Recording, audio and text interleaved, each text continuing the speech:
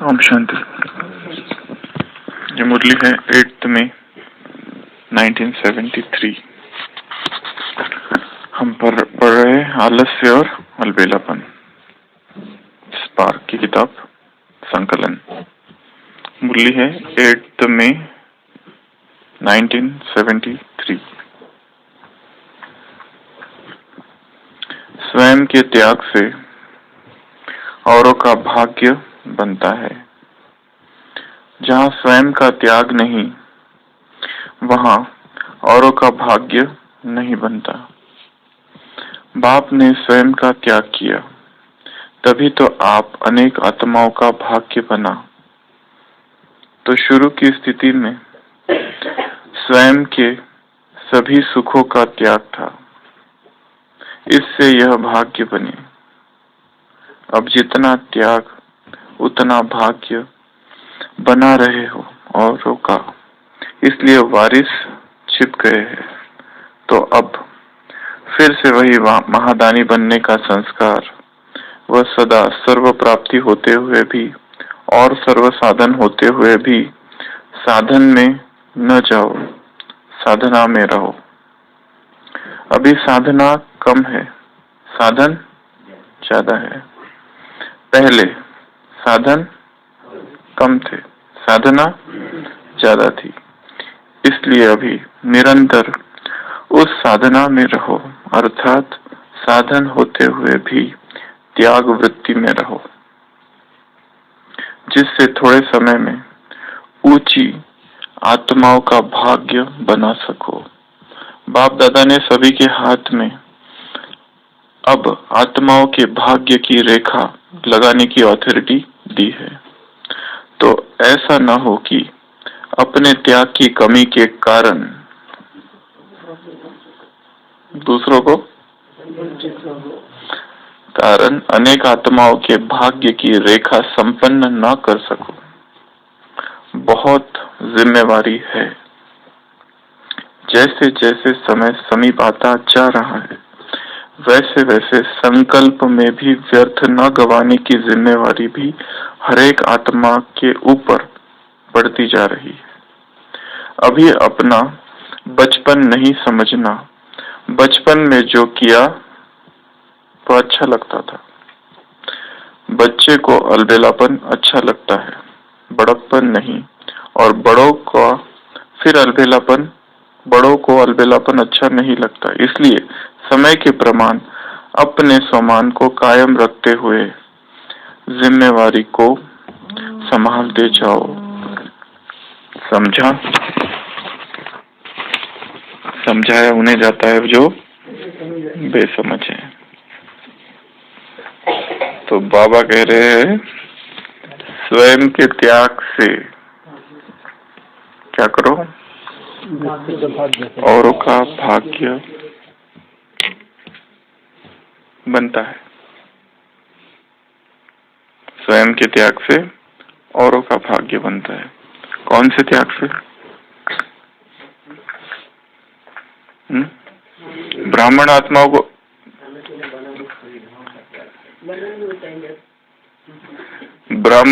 को त्याग किन चीजों का करना है? व्यर्थ संकल्पों का। और किसका त्याग करना है? ब्राह्मण आत्माओं को मैं थोड़ा सा छोटे वाला, और अलबेलापन का त्याग एक, और पर चिंतन का त्याग, पर दर्शन का त्याग, खान पान की आसक्ति, किसी की कमी कमजोरी देखने का, और एक्स्ट्रा साधन सुविधाओं का। और वो तो जरूरी भी है ना, काम की चीज है। नींद का क्या करना है? कितना नींद करनी है? फिर नींद का ना, इसके लिए नींद को तो संयमित करना है। ब्राह्मण जीवन में दो चीजें एडजस्ट करनी होती है। जिसने वो दो चीजें सेट कर दी, उसका ब्राह्मण जीवन सफल। एक भोजन और दूसरा नींद। एक भोजन और दूसरा नींद। कब खाना है, कितना खाना है और क्या खाना है, इसको समझ लिया तो तो एक तो नींद और दूसरा है नींद, कितनी नींद करनी है। ऐसा नहीं कि नींद ही छोड़ दो या इतनी कम कर दो कि थकान हो जाए, जिससे सेवा ही ना हो। नींद और भोजन, ये दो चीजें ऐसी है जिनको संयमित करना है, नियमित करना है, कंट्रोल करना है, सेट करना है हमारे प्रकृति के अनुसार। किसी को शायद हो सकता है ज्यादा नींद की जरूरत है, जैसे जैसे उम्र बढ़ती है नींद भी थोड़ी ज्यादा चाहिए। कम तो वो आती नहीं है, परंतु शरीर थकान महसूस होती है तो ज्यादा लगती है उनको। और किस चीज का त्याग करना है, वो अति सूक्ष्म त्याग है। नाम हो जाए, मैंने ये किया, मैंने ये किया तो अरविंद भाई सबको पता चल जाए, तब तक शांति नहीं मिलती, कलेजा ठंडा नहीं होता है तब तक। अच्छा काम तो किया, परंतु गीता बहन जब तक सबको पता ना चले तब तक शांति नहीं मिलती है। तो नाम मान मिल जाए, टिमटिमाते दीपक मान, दूसरे हमें मान दे तो अच्छा लगता है। सम्मान, मान, नाम, मान और शान, हमारी भी शान है। हम और बस में गाड़ी आनी चाहिए। अपमान है हमारा तो। हम और लाइन में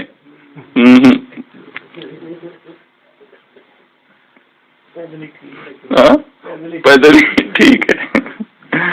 तो 11 नंबर की बात नहीं आती, चल के जाती थी कितनी दादी बताती है अपना अनुभव मुंबई में, आधा बस से आधा चल के, बचाने के लिए पैसे। त्याग से दूसरों का भाग्य। तो नाम, मान और शान, ये इच्छा आत्मा में रहती है। एप्रिसिएशन, हमने कुछ अच्छा कार्य किया, बोला, कुछ किया, तो हम चाहते हैं कि इसकी स्तुति हो जाए, प्रशंसा हो जाए। Appreciation, acknowledgement.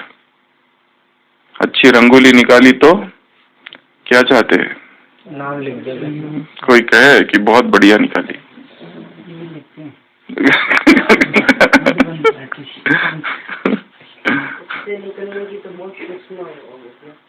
वो तो अति, जैसे जैसे अध्यात्म में गहरे उतरते जाओगे इस तरह की बाधाएं आनी चालू होती है। फिर इतनी सूक्ष्म बाधा है ये कि ये समझ ही नहीं सकते कोई कि ये भी माया है, परंतु उतरना जरूरी है। उसके सिवा वो सुख नहीं प्राप्त हो सकता है। जितने हम सूक्ष्म होते जाते हैं, माया भी उतनी ही सूक्ष्म होती जाती है। जितने हम बलवान होते जाते हैं, जितने विकारों को हम जीतते जाते हैं, तो वो भी अपना एक नए नए रूप धारण करते हैं, जिसे हमने कभी सोचा ही नहीं था कि ये भी एक रूप हो सकता है। स्वप्न में भी नहीं था, उस रूप में होता है। और किसका त्याग? त्याग का भी त्याग, ये जरूरी है। हाँ,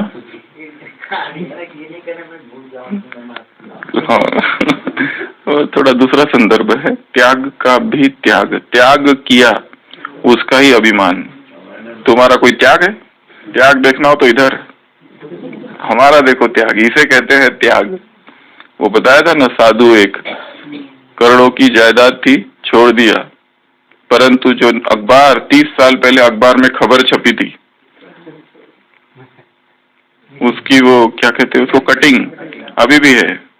30 साल हो गया सन्यास लेकर, और 30 साल पहले जो त्याग किया था, सारा कुछ छोड़ के सन्यास लिया था, वो जो अखबार में खबर छपी थी, उसकी वो कटिंग अभी भी जेब में है। और हर प्रवचन में एक ही बात, कौन सी? कि मैंने करोड़ों की जायदाद को लात मार दी। तो सभा में कभी किसी ने पूछ लिया कि लात ठीक से शायद नहीं लगी। जो अब तक भी उसका वर्णन है, अब तक भी उसका चिंतन है। त्याग तो किया, परंतु त्याग का ही अभिमान। बाबा ने कहा सर्वंश त्यागी। दूसरों को बताने के लिए भी आप भी त्याग करो। प्रेरणा। चलो, और किस चीज का त्याग? अभी सूक्ष्म त्याग, एक्स्ट्रा रेस्ट। सूक्ष्म त्याग में व्यर्थ संकल्प, दूसरों की कमजोरियों का क्या करो? दूसरों की कमजोरी का, दूसरों की कमजोरी को देखने का त्याग करो। अपने संकल्प का जाल नहीं, संकल्पों का क्या विस्तार, खुद ही फंस जाओ। हाँ, परंतु प्रश्न ये है, अगर किसी ने एक साधु ने एक बीमार व्यक्ति से कहा, बीमार बच्चा था, उस बच्चे से कहा तुम अपनी बीमारी छोड़ क्यों नहीं देते? बहुत बुखार था। बच्चे ने कहा बीमारी छोड़ना मेरे हाथ में थोड़ी है। बहुत ही अच्छा प्रश्न उत्तर दिया बच्चे ने कि बीमारी छोड़ना मेरे हाथ में नहीं है, भगवान ने कह दिया कि विकारों को छोड़ो। तो प्रश्न यही है कि क्या ये हमारे हाथ में छोड़ देना ये इतना आसान है कि संकल्प किया और छूट गए? बाबा है। ये विकार की जड़ें कहाँ है? अवचेतन में है। हमारे जो संकल्प है वो चेतन में चल रहे हैं, हमारे जो संकल्प है वो कॉन्शियस माइंड में हम संकल्प कर रहे हैं, और इसकी जड़ें है सबकॉन्शियस में, अवचेतन में, अंतर मन में है, अर्धचेतन मन में है। वो इतना सुरक्षित है वहां पर, और हम यहाँ जो भी संकल्प कर रहे हैं वो ऊपर। पाश्चात्य में एक मनोवैज्ञानिक हुआ है जिसमें फादर ऑफ, जिसको कहते हैं साइकोथेरेपी, सिगमंड फ्राइड, सुना होगा नाम, जिसने क्रांति लाती थी इस संसार में, जिसने कहा कि काम विकार अति आवश्यक है, अगर उसको दबाया तो वो और विक्षिप्त हो जाएगा। इसके लिए जब से उसने ये सिद्धांत रखे, सारे विश्व भर में काम विकार का प्रकोप बढ़ गया, क्योंकि उसने इतना साइंटिफिक ढंग से वो सब कुछ बातें कही, बहुत गहरी बातें बताई। बचपन से ही वो एक ही चीज रहती है, उसको ही दबाया जाता है, और उसको दबाने की वजह से और वो बढ़ती है। जितना सप्रेस करो उतना इंसेनिटी बढ़ती है, विक्षिप्तता आती है मन में।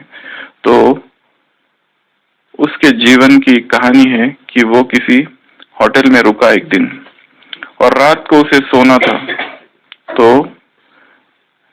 जो प्रकाश का जो वहां सोर्स था, वो जो क्या कहेंगे उसे, दिया था, उसने सोचा अब इसको बुझा देता हूँ, और रात भर बुझाने का प्रयास किया, फूका, परंतु वो बुझा ही नहीं। तो सुबह उसने पूछा उस होटल के मैनेजर से कि ये रात भर में बुझा क्यों नहीं, मैंने इसका कितना फूका?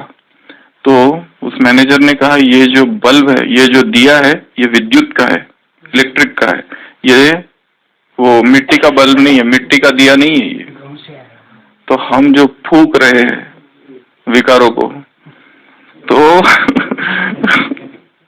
हमारा प्रयत्न भी वैसा ही है लगभग, कि ये दिया जो है विद्युत का है और हम उसे फूक रहे हैं, चेतन में संकल्प कर रहे हैं, परंतु उसकी जड़ें इतनी गहरी है, जन्म जन्म के है, वो बहुत गहराई में बैठे हुए हैं। तो उस तक पहुंचना ही कितना मुश्किल है। वो अचेतन में है, अंदर है, तहखाना है जैसे आप सबकॉन्शियस माइंड, अंडरग्राउंड है, एक स्टोर रूम है, उसमें है, और हम यहाँ पे तलवार चला रहे हैं, भागो यहाँ से, और खुश होते हैं कि भाग गए, अभी नहीं रहे, अभी क्रोध नहीं रहा, और अचानक एक दिन फिर आ जाता है। अभी ईर्ष्या नहीं रही, अचानक एक दिन फिर आ जाती है। अभी द्वेष नहीं रहा, अचानक एक दिन आ जाता है। अभी तो कोई लोभ नहीं है, संसार का कोई मोह नहीं है, किसी से कोई मोह नहीं, और अचानक कोई व्यक्ति सामने आ जाता है और मोह प्रकट हो जाता है, आंसू बह जाते हैं। क्यों देवेंद्र भाई, बराबर है ना? कहाँ से आते हैं ये? हमने तो खत्म कर दिया था, हम तो ब्राह्मण बन गए थे, अतीन्द्रिय सुख में झूल रहे थे। आज के वरदान में बोला है बाबा ने, 6 प्रकार के झूले में झूलते हो तुम, आनंद का झूला, सुख का झूला, अतीन्द्रिय सुख का झूला, खुशी का झूला, ज्ञान का झूला, परमात्मा गोद का झूला। परमात्मा गोद अर्थात लवलीन अवस्था, याद की लवलीन अवस्था, ये परमात्मा गोद है। इस गोद में जन्म जन्म के दुख दर्द भूल जाते हैं। अगर जन्म जन्म के दुख दर्द भूल जाते हैं तो फिर कहां से आ जाते हैं फिर ये दुख दर्द? जरूर ये दुख दर्द के रहने का स्थान कहीं और है। उस तहखाने में रहते हैं वो, कंदराओं में, गुफाओं में, मन के नुक्स एंड कॉर्नर्स, कहीं ना कहीं छुपे हैं वो, अवसर की तलाश में है। कब ये थोड़े ढीले हो जाए और आक्रमण, तो केवल फूकने से, केवल चेतन के संकल्पों से ये नहीं जाने वाले। इसके लिए कठोर साधना चाहिए, गहरी साधना चाहिए। इसके लिए वहां तक पहुंचना पड़ेगा। और जैसे कहा था ना, कॉन्शियस सबकॉन्शियस, बीच में जो बैरियर है प्री कॉन्शियस, वो खुलता है सुबह सुबह और रात को सोते समय। तो बेस्ट टाइम जो है श्रेष्ठ संकल्प करने का, उठते ही पहले 10 मिनट, 5 मिनट, 15 मिनट, वहां पर अगर श्रेष्ठ संकल्प कर दो तो वो सीधा सबकॉन्शियस में जाते हैं। रात को सोते समय जब बिस्तर पर है, वो सबसे उपयुक्त समय है योग करने का। वहां योग चालू करना है कि आत्मा अब इस तन से निकल कर जा रही है ऊपर और देह नीचे रह गया है। गाड़ी को गैरेज में लगाओ और ड्राइवर चले ऊपर अपने घर।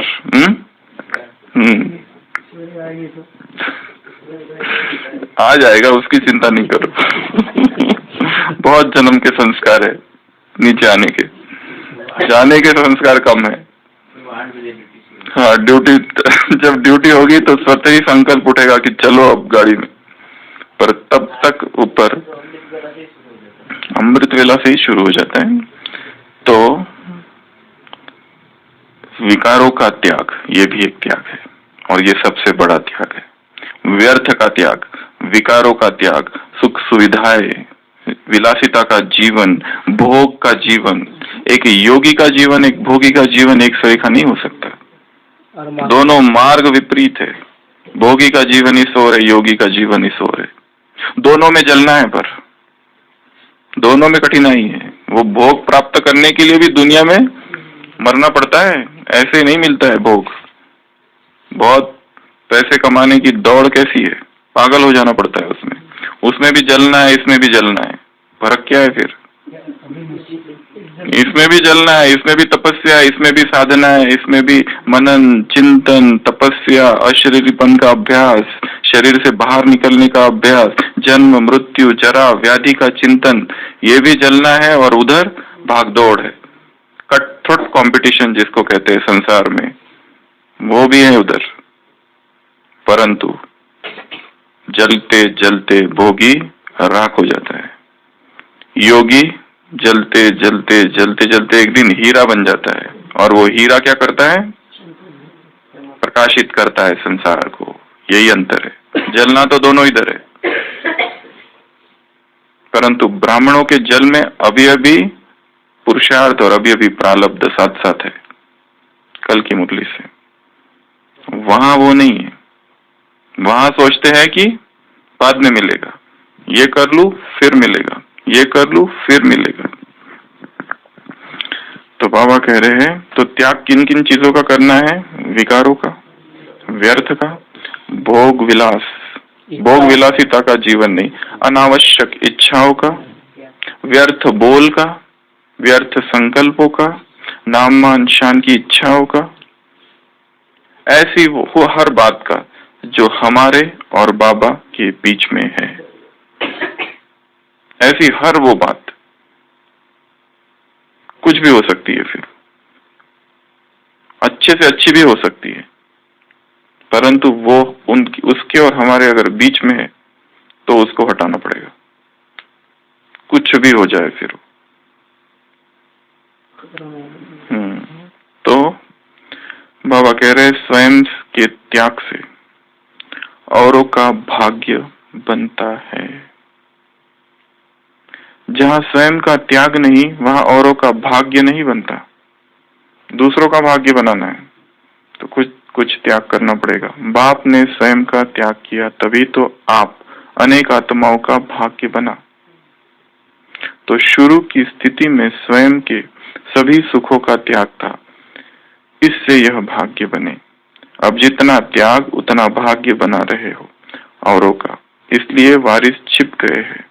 तो अब फिर से वही महादानी बनने का संस्कार व सदा सर्व प्राप्ति होते हुए भी और सर्व साधन होते हुए भी साधन में न आओ, साधना में रहो। यहाँ मुरली चल रही है साधनों के ऊपर, साधनों में फंस जाना। और 21वीं सदी का सबसे बड़ा साधन जिसमें सब फंसे वो कौन सा है? वो जेब में ही है, रावण की अंतिम चाल। बाबा कहते दुनिया के देह सहित देह के सर्व संबंधों का त्याग करो। यहाँ पे संबंध नए नए बनाते हैं, फिर नए संबंध, नए मित्रों की रचना की जाती है।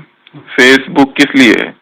उसी के लिए है ना, ये ग्रुप में जुड़े तो जुड़ जाते होंगे। हाँ तो यहाँ तो बंधनों को कम करना है। निर्बंधन जो है कल की मुरली, वही उच्च पद पाएंगे, उच्च स्टेज पर वही रहेंगे, बाकी नहीं। अपने बंधनों को देखना कि मेरे क्या क्या बंधन है, कौन से वो बंधन है, कौन सी वो वो जंजीरें है जिसको हमने आभूषण की तरह मान रखा है, जिसे हम अपना श्रृंगार समझते हैं और बड़ा गर्व है उस श्रृंगार में।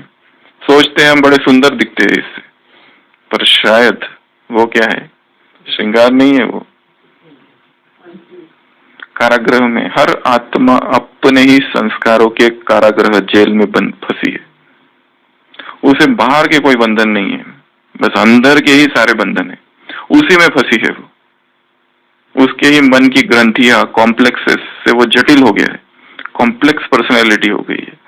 उसे यही समझने, वो बाहर के संसार को देख रहा है पर सारा संसार विदिन है। माइक्रोकॉज्म, मैक्रोकॉज्म। माइक्रोकॉज्म जो होता है वो अंदर, मैक्रोकॉज्म जो बाहर का, इंटरनल मिल्यू जिसको कहते हैं, इंटरनल एटमॉस्फेयर। मेडिकल में एक टर्मिनोलॉजी आती है इंटरनल मिल्यू। अंदर का हमारा वातावरण क्या है, अंदर का वायुमंडल क्या है, अंदर क्या हो रहा है। क्योंकि अंतर जगत जो है उसके सामने बाह्य जगत कुछ भी नहीं है, बहुत छोटा है। हमारे अंदर में जो जगत है वो बहुत विशाल बृहद। तो यहाँ बात चल रही है, शुरुआत में साधना ज्यादा थी। क्यों? क्योंकि साधन कम थे, और जब साधन कम होते हैं तो स्वतः ही साधना बढ़ जाती है। जब सारे ही साधन उपलब्ध हो जाते हैं तो ध्यान, देह श्रेष्ठ तपस्या करने के लिए भी साधन है, पर बिना देह के तो आत्मा तपस्या भी नहीं कर सकती ना। यहाँ स्थूल साधनों की बात चल रही है, विज्ञान के दिए हुए साधनों की बात चल रही है। बाबा ने ये भी कहा ये सब तुम्हारे लिए बने हैं ताकि तुम अच्छी तपस्या कर सको, परंतु तपस्या न करके उसमें ही फंस रहे हैं। फिर जरूरत है तो करना ही है, वही तो कह रहा हूँ। ये अध्यात्म यही है, बैलेंस। क्या कितना जरूरी है ये जानना, बस। नहीं तो हर चीज बंधन बन जाएगी, हर चीज, छोटे से छोटी चीज भी बंधन बन सकती है जिसका हमने कभी सोचा ही नहीं। जैसे किसी व्यक्ति को बहुत डर लगता था भूत प्रेत का, दिन रात उसको भूत प्रेत दिखते थे। एक चलता फिरता योगी जा रहा था, उसको मिला, उसने कहा कि कुछ करो, दया कृपा आशीर्वाद, ये भूतों से बचाओ मुझे। तो उसने कहा अच्छा, ये लो एक ताबीज, यहाँ बांध लेना। जब तक ये ताबीज बंधा हुआ है कोई भूत प्रेत, कोई बाधा, कोई छाया, कोई परछाया कुछ नहीं आ सकता तुम्हारे पर। तो बोलते हैं अच्छा, और वो लगाता है, और तो वास्तव में वैसा ही होता है। कोई भूत प्रेत जो उसको भय था मिट गया, परंतु अभी एक दूसरा भय जागृत हुआ कि ये ताबीज कहीं चला ना जाए। अगर इसने किसी ने इसको चुरा लिया तो बार बार इसके ऊपर ध्यान है ना। रात को सोता है तो लगता है कोई निकाल ना ले जाए, है ना।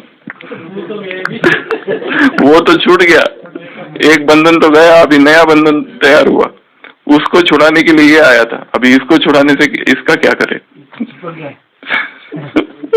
अभी लगता है ये अगर गया तो फिर से भूत आ जाएंगे, तो उसमें फंस गया। बाबा ने कहा निर्बंधन, स्वतंत्र, इंडिपेंडेंट, किसी पर भी निर्भर ना। वो जा रहा है, सब बैठ रहे हैं और हम चिंतन कर रहे हैं ज्ञान का, तो चिंतन होगा। जिस दिन क्लास खत्म उस दिन चिंतन भी खत्म, ऐसे है ना। और बाबा जो साधनों के विषय में अगर बाबा थोड़ी भी तारीफ कर दे तो कैसे झपक के पकड़ लेंगे उसको कि बाबा ने कहा है। और बाबा ने जो इतनी सारी बातें अब तक कही है, सोचो अगर किसी अव्यक्त मुरली में बाबा ने कहा कि जो भी बच्चे हैं उनके पास कुमुद बहन एंड्रॉइड का एक सैमसंग गैलेक्सी का अच्छा मोबाइल चाहिए, उसके सिवा आप ज्ञान में आगे नहीं बढ़ सकते। अगर अव्यक्त वाणी में ये वाक्य आ जाए, अगर हो तो चिंतन बहुत अच्छा हो।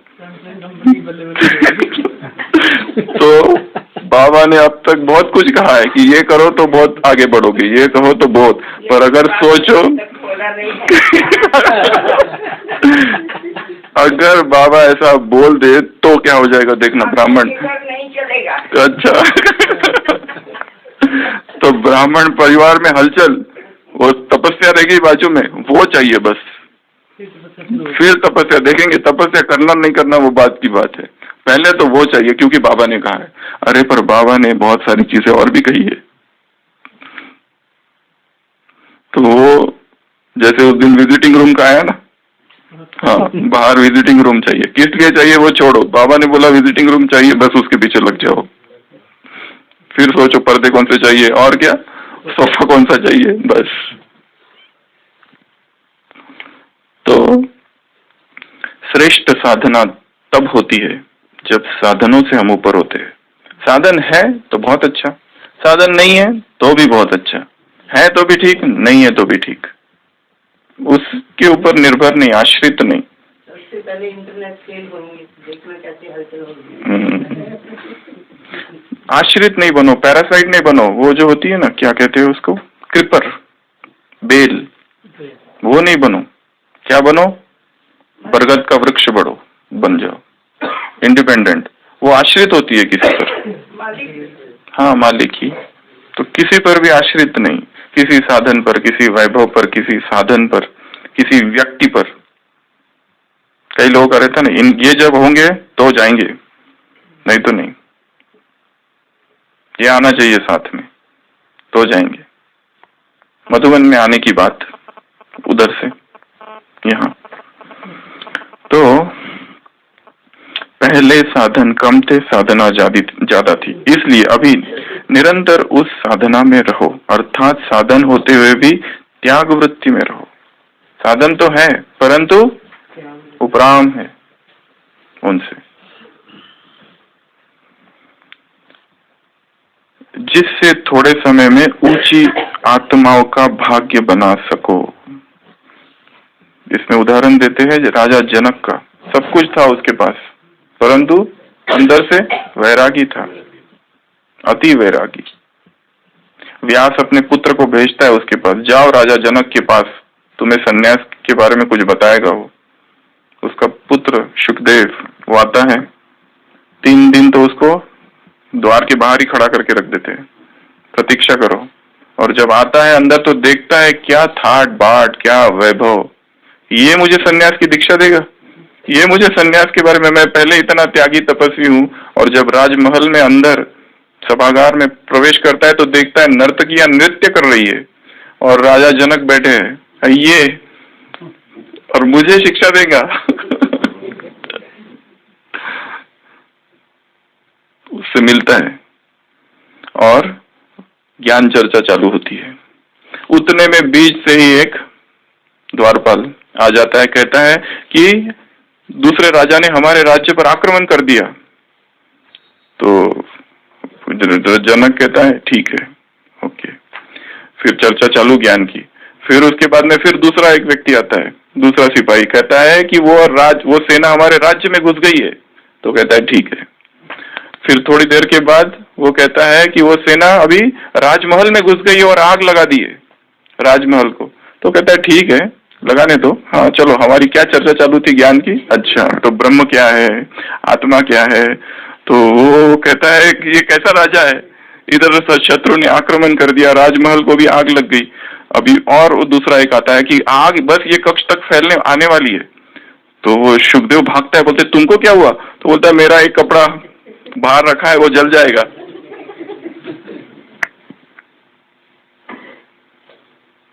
उसे चिंता है।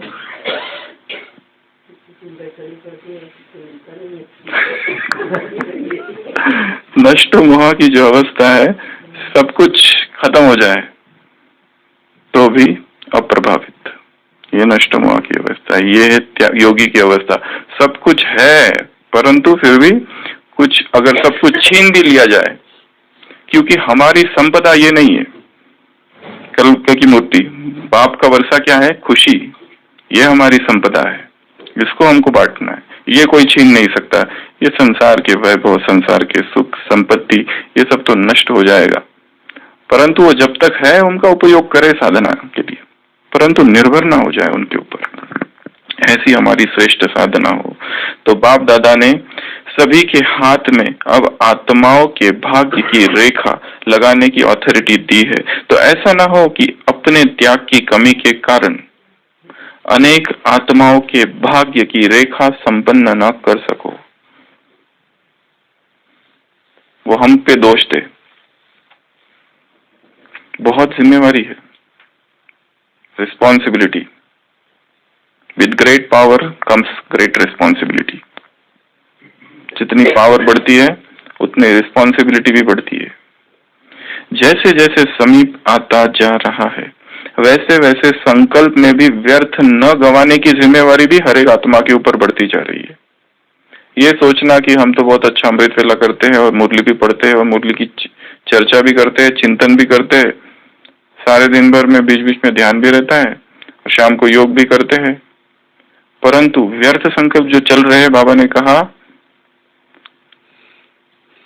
क्योंकि समय समीप आ रहा है, तो व्यर्थ संकल्प चलते रहना, वैसे वैसे संकल्प में भी व्यर्थ न गंवाने की जिम्मेवारी भी हर एक आत्मा के ऊपर बढ़ती जाती है। अभी अपना बचपना नहीं समझना, अभी भी व्यर्थ संकल्प तो ऐसे है कि चलते ही रहते हैं।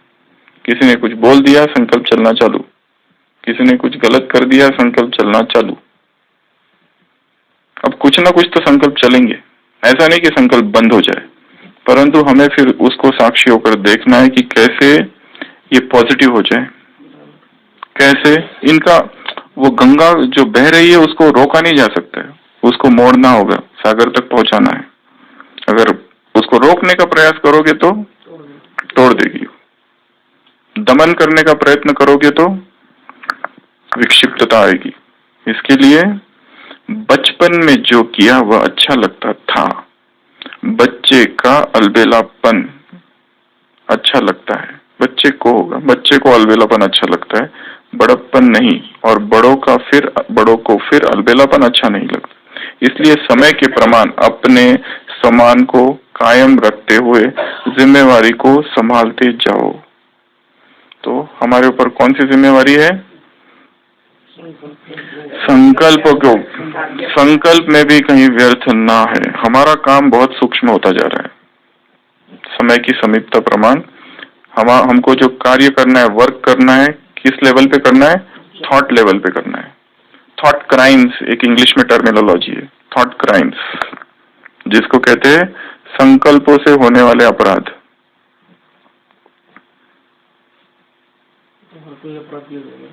अपराधी है ही। हाँ, संकल्पों की वो जो अष्टरत्न है वो संकल्पों की सजा से भी मुक्त है।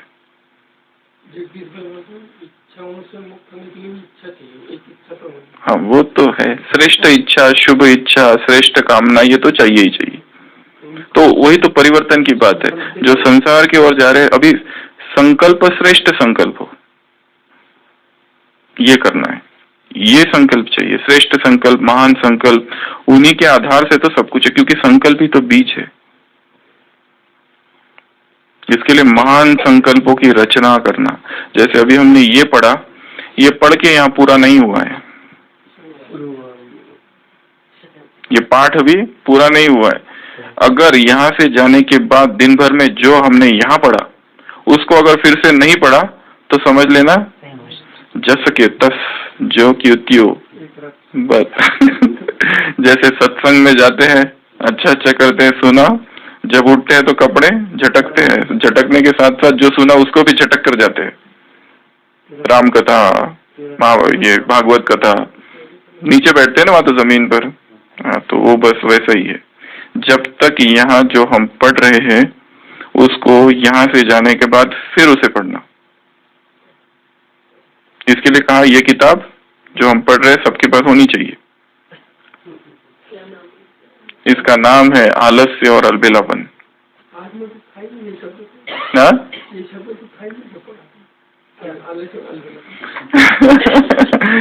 चलो संकलन किया है वो भाग्य को वंचित कर देते तो वो आलस्य एक शब्द है ना उसमें, आलस्य स्पार्क से मिल जाएगी आपको। बल पे पीछे का आलस्य, स्पार्क ज्ञान सरोवर में। तो केवल सुनना नहीं है, कल की मुरली से स्वरूप में लाना, अनुभव करना, समझ अर्थात ज्ञान अर्थात समझ, प्रैक्टिकल रियलाइजेशन। जो त्याग के बारे में पढ़ा वो पढ़ के छोड़ नहीं देना है। अभी इस चिंतन को यहाँ से बढ़ाओ, यहाँ से तो शुरुआत है, ये तो एक धक्का है केवल पढ़ना और सुनना। यहाँ से स्टार्ट हुई है गाड़ी। अभी इसको थोड़ा अगर ऐसा ही छोड़ दिया, सोचेंगे कल देखेंगे अभी आगे का क्या है, तो नहीं होगा। पढ़ना है ना, पढ़ना है। स्टूडेंट जैसे पढ़ते हैं ना, स्टूडेंट कैसे पढ़ता है, दिन रात पढ़ता है, वैसे यहाँ पढ़ाई करनी होती है। एग्जाम, हाँ, दफ्तर, हाँ। उसका बैग हमेशा साथ रहता है। हमारे ओपीडी में कई सारे बच्चे आते हैं, मतलब पेशेंट जो आते हैं उनके साथ बच्चे आते हैं। जो भी बच्चे आते हैं फिर मैं उनसे पूछता हूँ कि एक कविता सुनाओ, तो कोई कोई इतने होशियार होते हैं, इतनी अच्छी अच्छी कविता सुनाते हैं, कोई इंग्लिश में, कोई हिंदी में, इतने छोटे छोटे। ईर्ष्या होती है कि हम क्या थे और ये देखो कितने होशियार है आजकल के बच्चे। सब कितना उनको समझ में आता है, हर चीज उनको समझ में आती है, हर पूरा वैसे के वैसे सुनाते हैं, कितने होशियार। तो बच्चों की लगन होती है ना उस तरह की, तो हम भी तो इस ज्ञान के प्रति हमारी ऐसी लगन हो। स्टूडेंट लाइफ, स्टूडियस बनना है, ठीक है ना मंजू बहन? अपने डिपार्टमेंट में भी यहाँ वहाँ कुछ कुछ लगा दो और बीच बीच में नजर जाती रहे उसमें, ये है वो है, ये है वो है। जो ये पढ़ा हम सब, मैं और आप सब जो सुन रहे हैं, वो सभी इसको फिर से पढ़े, फिर से उसकी गहराई में जाए। यहाँ तक अगर हो सके तो ये जो मुरली थी वो मुरली निकाले और उसको पूरा पढ़े। हर दिन एक अव्यक्त वाणी हर एक ने रोज पढ़नी है। यह है पर्सनल होमवर्क सबका। साकार मुरली, उसका चिंतन मनन वो तो है ही। अब ये मत कहना कि टाइम नहीं है। योगी बनने के लिए टाइम की आवश्यकता नहीं है। सबसे बड़ा चीज एक ही है कि टाइम नहीं है। टाइम तुम्हारा कहाँ जा रहा है उसको ढूंढो तो पता चल जाए। एक इंग्लिश का जो ग्रामेरियन है वो लिखता है, वो जब देखता है कि लोग इंग्लिश बोलते बोलते कितनी गलतियां करते हैं भाषा में, वो ग्रामेरियन मतलब व्याकरणकार, वो लिखता है अगर ये जो व्यक्ति है जो अपना समय बर्बाद करते हैं ये व्यर्थ की बातें करने में, पान ठेले की दुकान में, चाय की टपरी पर इधर उधर जाने में, इधर उधर घूमने में, अगर ये अपना सारा समय इंग्लिश और इंग्लिश के व्याकरण का अध्ययन में लगा दे तो they will become perfect speaker and writer for the rest of their lives. वो अपने हिसाब से लिख रहा है कि वो लिखता है कि लोगों को जब मैं इंग्लिश बोलते हुए सुनता हूं तो ऐसा लगता है टू कमिट सुसाइड, ऐसी खतरनाक बोलते हैं। वो तो ग्रामेरियन है ना, ग्रामर का अध्ययन करने वाला। तो वो उसने ही लिखा है, बहुत प्रसिद्ध ग्रामेरियन एक, जो लिखता है कि जो टाइम इधर व्यर्थ जाता है अगर वो इस स्टडी में लगा दिया होता तो ऐसा ना होता। इसके लिए ये भी हमारी स्टडी है। तो ये कोई नहीं कह सकता सुधा माता कि मेरे पास टाइम नहीं है। योगी बनने के लिए टाइम की आवश्यकता नहीं है, ज्ञानी बनने के लिए टाइम की आवश्यकता नहीं है। कैसे समय को चुराना होता है। 5-5 मिनट चुराने होते हैं। कल की मुरली में हम एक बात कहना भूल गए उधर, जो स्टूडेंट का उदाहरण दिया था बाबा ने। मार्क्स कैसी जमा होती है, ऐड होती है ना स्कूल में, 3 मार्क्स, फिर 6 मार्क्स में एग्जाम होती है, और फिर करेक्ट कनेक्शन होता है सब मार्क्स का फाइनल में। वैसा इधर भी है। तो उसी तरह 24 घंटा है। अब इस 24 घंटे में से अगर बैठ गए मधुबन के आंगन में, बोलो क्या हो रहा है वो डिपार्टमेंट में, इधर क्या हो रहा है, उधर क्या हो रहा है, चलो आज भालू मिला नहीं मिला, अच्छा आज ठंडी कितनी है, आज टेम्परेचर कितना है, अच्छा उधर ये हुआ, उधर वो, हाँ पार्टी में कौन कौन आया, अच्छा ये बहन अब तक क्यों रुकी है, इसको तो जाना चाहिए था, अब तक यहाँ क्या कर रही है, 1 मास हो गया है, कहाँ से है, कुछ खबर है? अभी पता करते हैं। अच्छा ये यहाँ बैठता था योग के लिए, अभी यहाँ नहीं बैठ के वहां क्यों बैठता है, क्या बात है, कुछ तो होगा। क्यों देवेंद्र भाई, बराबर है ना?